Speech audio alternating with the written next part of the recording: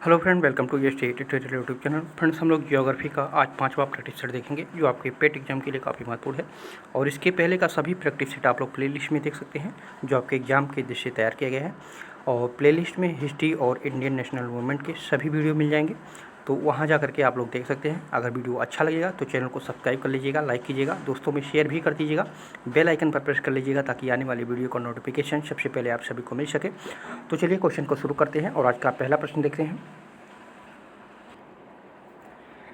पहला क्वेश्चन है, कीठम झील और सूर सरोवर पक्षी अभ्यारण्य निम्नलिखित में से किस शहर के पास स्थित है?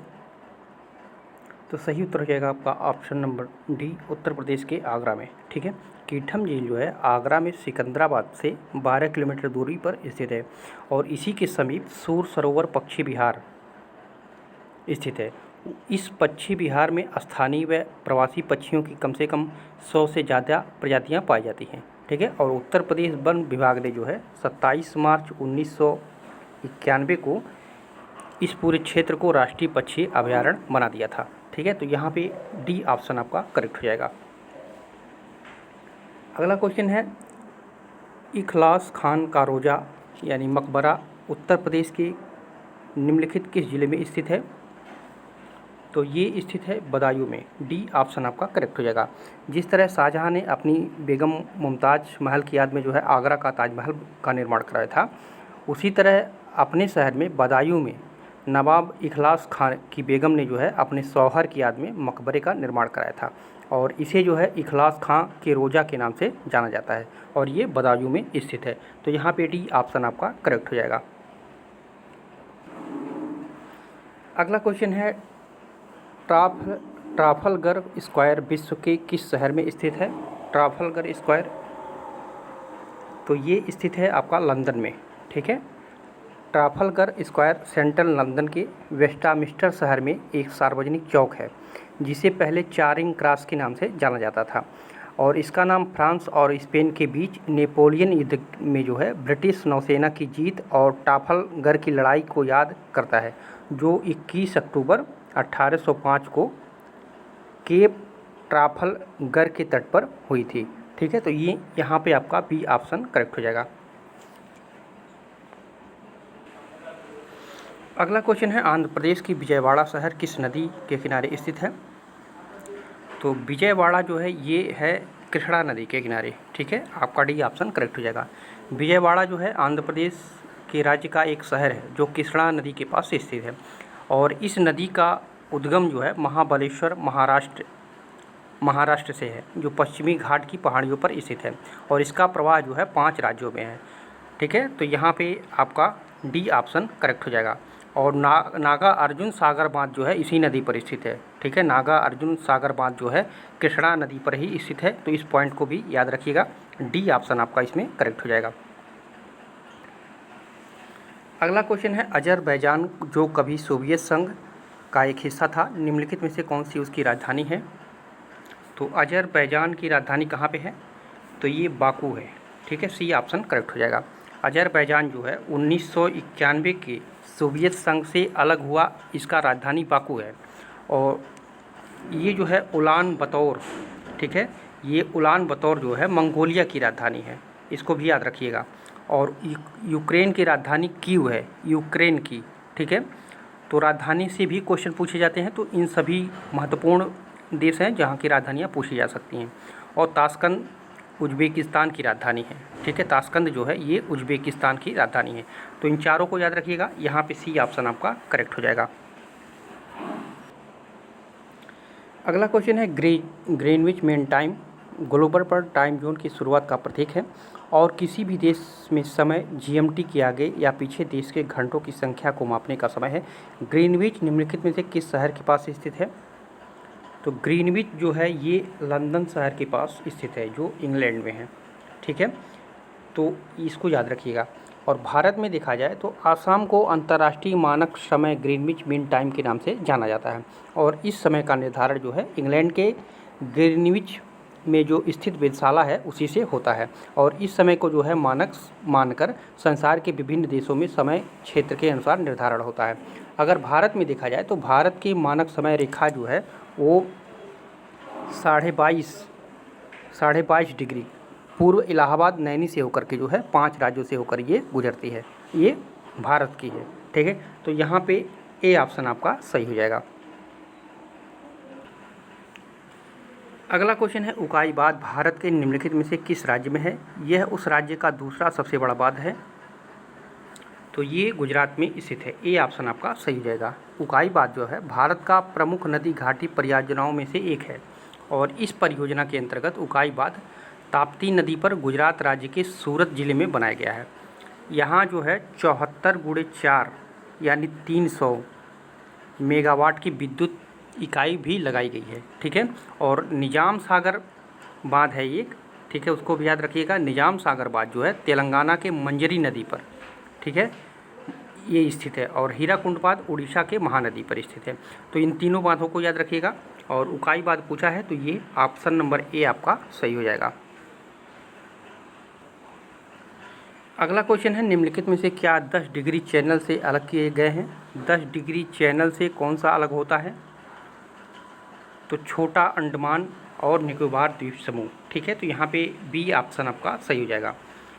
10 डिग्री चैनल से जो है ये अंडमान और निकोबार द्वीप समूह को जो है इसको अलग करता है। ठीक है, और अगर देखा जाए लक्षद्वीप व मिनिकॉय या मालदीव तो ये है 9 डिग्री, इसको अलग करता है। ठीक है, और यहाँ पे देख लीजिए मालदीव और मिनिकॉय को ये 8 डिग्री, ठीक है, ये 8 डिग्री चैनल इसको अलग करता है। और करावती और मिनिकॉय द्वीप को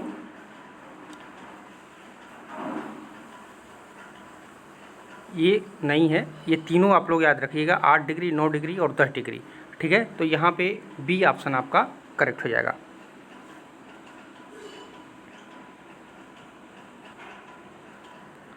अगला क्वेश्चन है निम्नलिखित में से कौन सा पर्वतीय दर्रा उत्तराखंड में स्थित नहीं है? नहीं पूछा है, तो सिपकिला दर्रा जो है, ठीक है, सिपकिला दर्रा ये हिमाचल प्रदेश में है, हिमाचल प्रदेश में है। और इसके अलावा जो ये लिपू लेक है, नीति दर्रा है, मोलिंगला है, ये सभी जो है कहाँ पे है? तो ये उत्तराखंड में स्थित है। ठीक है, तो यहाँ पे आपका बी ऑप्शन आपका सही हो जाएगा। अगला क्वेश्चन है निम्नलिखित में से कौन सा विकल्प भारतीय प्रायद्वीप में पश्चिम की ओर बहने वाली दूसरी सबसे बड़ी नदी है? तो वो है तापी नदी। बी ऑप्शन आपका इसमें करेक्ट हो जाएगा। पश्चिम की ओर बहने वाली सबसे बड़ी नदी नर्मदा है और दूसरी सबसे बड़ी नदी ये ताप्ती है। ठीक है, पहली है जो है ये नर्मदा है और दूसरा यहाँ पूछा है तो दूसरा तापी हो जाएगा। ठीक है, ये दोनों नदियाँ जो है पश्चिम की ओर बहते हुए खंबात की खाड़ी में गिरती है। नर्मदा जहाँ विंध्याचल पर्वत श्रेणी में स्थित अमरकंटक से तथा ताप्ती नदी उत्तर प्रदेश के बैतूल जिले के मुलई के पास से निकलती हैं। तो इन दोनों को याद रखिएगा, यहाँ पे बी ऑप्शन आपका करेक्ट हो जाएगा। अगला क्वेश्चन है गांधी सागर बांध निम्न किस नदी पर बनाया गया है? तो गांधी सागर बांध ये चंबल नदी पर बनाया गया है। ठीक है, गांधी सागर बांध जो है मध्य प्रदेश के नीमच के पास मंदसौर जिले में स्थित है। यह प्रदेश का महत्वपूर्ण पर्यटन स्थल है और चंबल नदी पर बने हुए इस भव्य बांध की नींव का पत्थर जो है 1954 को तत्कालीन प्रधानमंत्री पंडित जवाहरलाल नेहरू के द्वारा जो है रखा गया था। तो यहाँ पे आपका सही हो जाएगा ऑप्शन नंबर सी। अगला क्वेश्चन है बवंडर क्या है?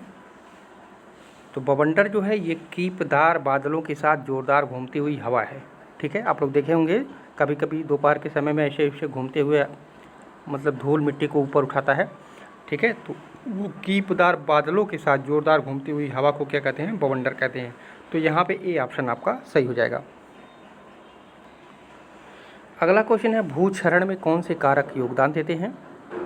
तो भूक्षरण में जो है निर्माण जैसी मानवीय गतिविधियाँ और पशुओं के अतिचारण, वर्षा और हवा, ये सभी भूक्षरण के मुख्य कारक माने जाते हैं। भूक्षरण या इसको मृदा अपरदन भी कहते हैं। इसका अर्थ ये होता है कि मृदा कणों का बाह्य कारकों जैसे वायु हो गया, जल हो गया या गुरुत्वीय खिंचाव के द्वारा जो है पृथक होकर बह जाना, उसी को क्या कहते हैं? भूक्षरण या मृदा अपरदन कहते हैं। ठीक है, तो यहाँ पे डी ऑप्शन आपका करेक्ट हो जाएगा। अगला क्वेश्चन है, निम्नलिखित में से कौन सा विकल्प हिंद महासागर का में दूसरा सबसे बड़ा द्वीप है? तो है श्रीलंका।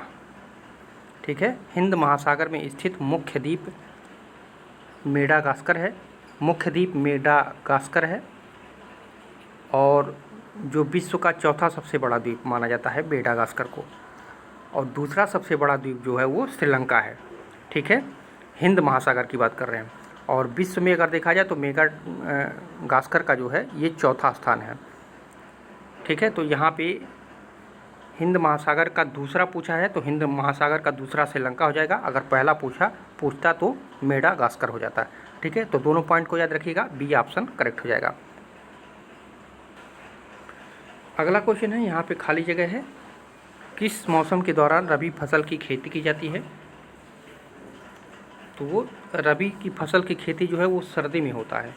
ठीक है, रबी की फसल की बुआई का समय जो है कम तापमान तथा पकते समय शुष्क और गर्म का वातावरण आवश्यक होता है।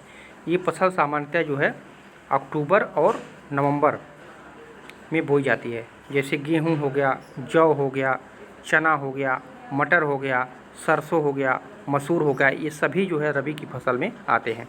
तो यहाँ पे बी ऑप्शन आपका करेक्ट हो जाएगा। अगला क्वेश्चन है, पृथ्वी, यहाँ पे खाली जगह है, पथ पर सूर्य की परिक्रमा करती है। तो पृथ्वी किस पथ पर सूर्य की परिक्रमा करती है? तो वो अंडाकार, डी ऑप्शन आपका करेक्ट हो जाएगा। पृथ्वी जो है सौरमंडल का एक ग्रह है। पृथ्वी अपने अक्ष पर जो है पश्चिम से लेकर के पूर्व की ओर घूमती है, और पृथ्वी अंडाकार पथ पर जो है सूर्य की परिक्रमा करती है। एक घूर्णन पूरा करने में वह जो है 23 घंटे 56 मिनट और 4.9 सेकंड का समय लेती है। तो यहाँ पे डी ऑप्शन आपका करेक्ट हो जाएगा। अगला क्वेश्चन है, एक संसाधन के रूप में मिट्टी के कटाव और ह्रास को मिट्टी के संबंध में प्रमुख खतरा माना जाता है। निम्नलिखित में से कौन सा विकल्प मिट्टी के संरक्षण का सर्वोत्तम उपाय नहीं है पूछा है? तो बी ऑप्शन सही हो जाएगा, आश्रय आवरण या शेल्टर वेल्ट जिसको कहते हैं। ठीक है, मिट्टी के कटाव और ह्रास के संबंध में जो है सबसे बड़ा खतरा बारिश के पानी में बह जाने से होता है।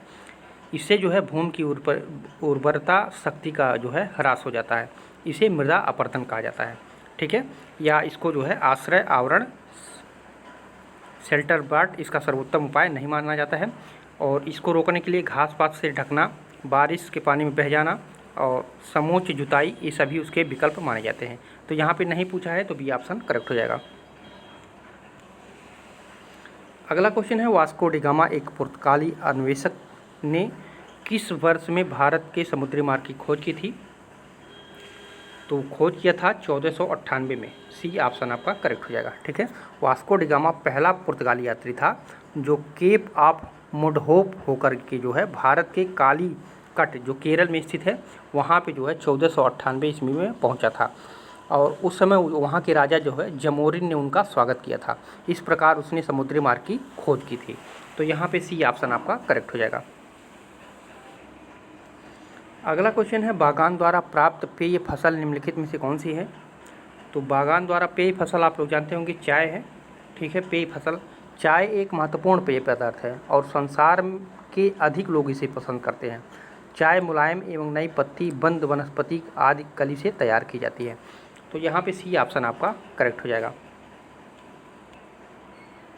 अगला क्वेश्चन है, निम्नलिखित में से कौन सी एक खरीफ फसल है? खरीफ फसल पूछ रहा है, तो कपास जो होता है ये खरीफ फसल है। ठीक है, और कपास को नगदी फसल भी कहते हैं। ठीक है, इससे जो है रुई तैयार की जाती है। भारत में कपास को सफ़ेद सोना भी कहा जाता है, और लंबे रेशे वाले कपास सबसे सर्वोत्तम प्रकार के होते हैं जिसकी लंबाई कम से कम 5 सेंटीमीटर से अधिक होती है, और इससे जो है उच्च कोटि का कपड़ा बनाया जाता है। तटीय क्षेत्रों में पैदा होने के कारण इसे जो है समुद्र द्वीपीय कपास भी कहा जाता है। ठीक है, मध्य रेशे वाला कपास जिसकी लंबाई जो है 3.5 से 5 सेंटीमीटर तक होती है मिश्रित कपास कहलाता है, और तीसरे प्रकार का कपास जो है छोटे रेशे वाला होता है। ठीक है, तो इन सभी पॉइंट को आप लोग याद रखिएगा। ठीक है, और कपास के पौधे के लिए जो है उच्च तापमान जो है 20 अंश सेंटीग्रेड से लेकर के 30 अंश सेंटीग्रेड तक की आवश्यकता पड़ती है। ठीक है, तो इसको भी आप लोग याद रखिएगा। तो यहाँ पे ए ऑप्शन आपका करेक्ट हो जाएगा।